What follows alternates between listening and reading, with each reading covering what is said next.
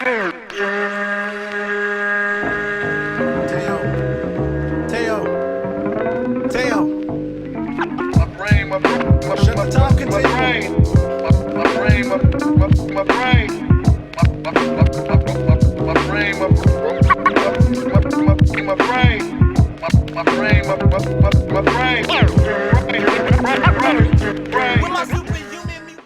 up, bitches? It's the misanthropic one, aka He Who Hungers, and I'm back up in this bitch for another rant/review.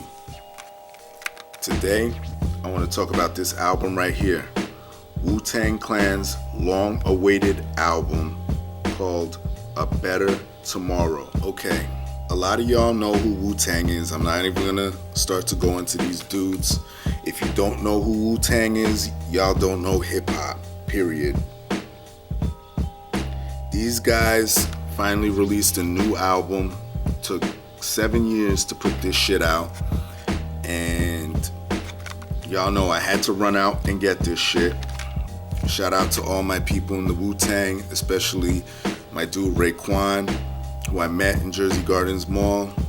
If you don't know that, go check the fucking video. And shout out to Raekwon again, because I believe he's one of the dudes that is fucking forcing Wu-Tang to make grimy records again, because for a while, these dudes were sort of teetering and wavering, and I would say after maybe, what was that album, maybe Iron Flag or the W, they started teetering, and then the death of ODB, it was just like what they were releasing, sort of, in my opinion, sort of lackluster stuff. It didn't have that same fucking feeling that they originally had back in the early 90s to mid 90s, like when the first album, 36 Chambers, came out, and then their second group album, what was it, Forever, Wu-Tang Forever. Then you had those first slew of solo Wu-Tang artists, all of them, the 9 generals, each put out their solo albums. Those first albums by all of them were fucking insane. And well, y'all know the history. Now let's fast forward to today. This album, y'all know there was a bunch of sort of controversy behind the making of this shit. RZA was out here in Jersey, I believe, and ended up, I think he repurchased the place where they originally recorded the album. I forget, but I know it's out here in Jersey, and there was a whole controversy about how supposedly Raekwon didn't even want to record on here or whatever. Everybody was laying down their shit. Everyone was laying down their verses, and Raekwon was like the last one involved, or whatever the case may be. But listen, I'm glad my man Ray got involved, and it was completed. I would have been pissed if Ray didn't put his little touch on this shit. But let's get into this shit. All right, artwork, very basic but cool.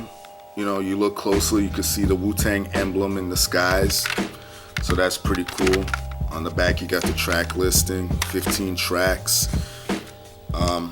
By the way, y'all know I'm a sucker for special editions and limited editions. The only way you could get this in a special edition is if you got this speaker that they're trying to help promote the company for. I forget the name of it, but altogether it would have costed like fucking like $90 or some shit.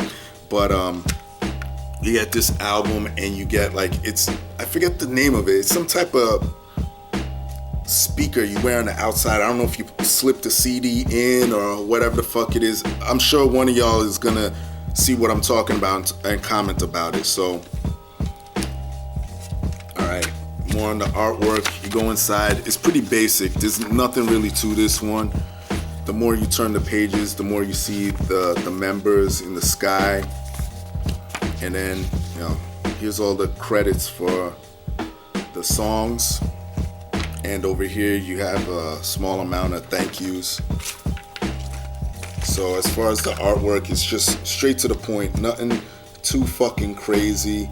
Features were kept mostly to background vocalists and shit like that. Production on this bitch, well, with the features, wasn't anything too crazy. The only one that I really remember by the name sticking out is Takitha, who usually does shit with the Wu-Tang. Let's see, production on this bitch, majority of shit was RZA, okay? You also have Rick Rubin, the legendary Rick Rubin. You got Mathematics, Fourth Disciple, S. Bogard, and that's about it. RZA was on here. This is saying a lot because RZA is a legendary artist, and what a lot of the Wu-Tang kind of suffered from, like I said, you know, they released some material after a certain point where they started wavering, was the lack of RZA. And you know, RZA kind of elevated past hip-hop. You know, he does movie scores and soundtracks and shit, and he's acting, and I don't know if he had a lot of time to dedicate to music like that. You know, he was getting money elsewhere.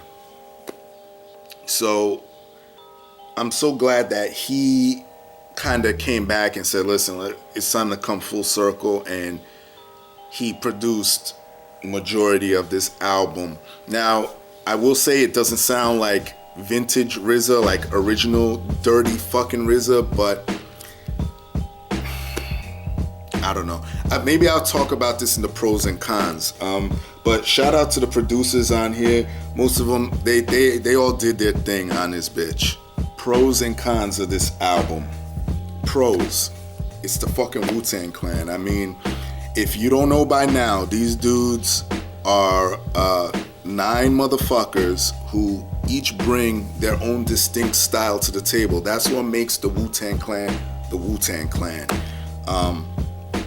Rest in peace, Old Dirty Bastard, by the way, like I mentioned before. And his chamber, or his 4 chambers, are being replaced by Capadonna. Side note, by the way, because I know some of you Negroes that can't stand me are watching this. I did a video talking about how I never knew Capadonna was one of the original generals of Wu-Tang. It just now recently got put out there. There was a whole conference about it that Capadonna is now becoming a official member of Wu-Tang and an official general. So I wasn't that far off about this shit. So for you dudes that came on my channel and were giving me shit that I ended up blocking anyway, I know you're watching this, so fuck you, I wasn't wrong. But anyway, Capadonna's addition to this shit as an official Wu-Tang member, that's fucking cool, you know? Content on here, there was content driven tracks on here, which I liked. Some of them are very straight to the point as far as the titles go. Like I'll say track 2, Felt, where they're talking about how different people felt when certain things happen, and they're just using the word felt, rhyming with the word felt, you know? Listen to the track, you'll see exactly what I'm talking about.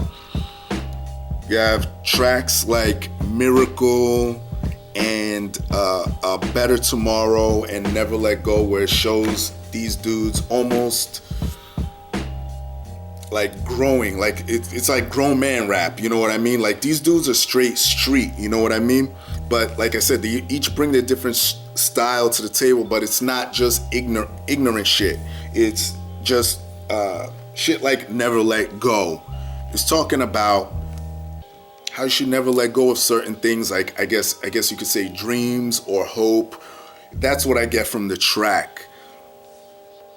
A Better Tomorrow, like I said, straightforward. You could probably tell what the track is about, but they add their deepness to it with the lyrics. So there's tracks like that on here.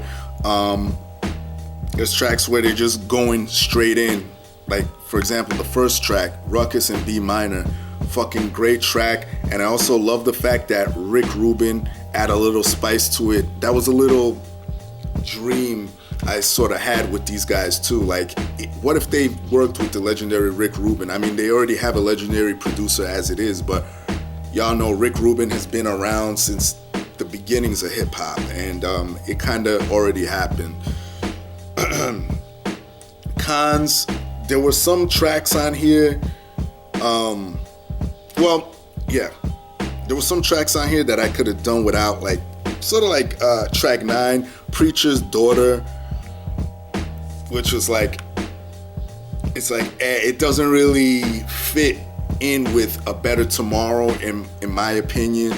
Even though the storytelling on it was pretty dope, it just is like, you know what I mean? Wu-Tang Reunion seems kind of cliche for this shit. And what would have made that track even better is if they had a unreleased verse from like Old Dirty Bastard, just to spice that track up.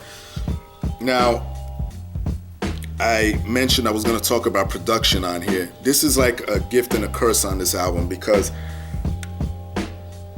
the production gives this album a very mellow overtone, which is weird to hear Wu spit over, because Wu, especially with their first 2 albums, which to me are fucking classics, you know, it had that grit and grime, and you know, it was just like, oh, these niggas are going in on this track. And this one was it was just very mellow for the most part. Like, you'll just be sitting there and just, you know, chilling, and then they'll grab you slowly and bring you in. It wasn't so much of, you know, it wasn't so much of like, yeah, these niggas are going in, you know what I mean? It was just very slow, which I guess it's kind of cool to hear these dudes rap over it, because it shows versatility.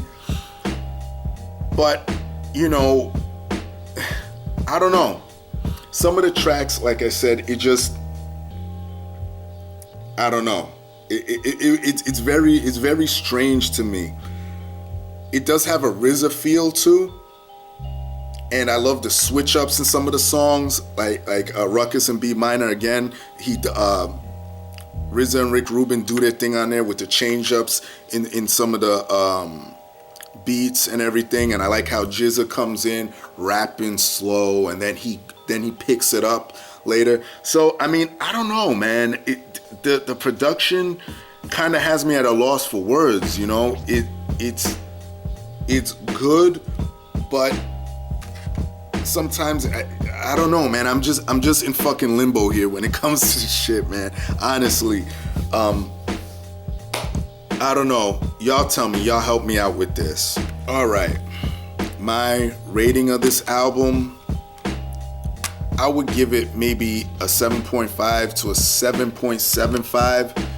This might grow on me. You know, I gotta listen to this a couple more times. I did listen to it about 3-4 times already, but I just gotta maybe absorb it a little more. I don't know.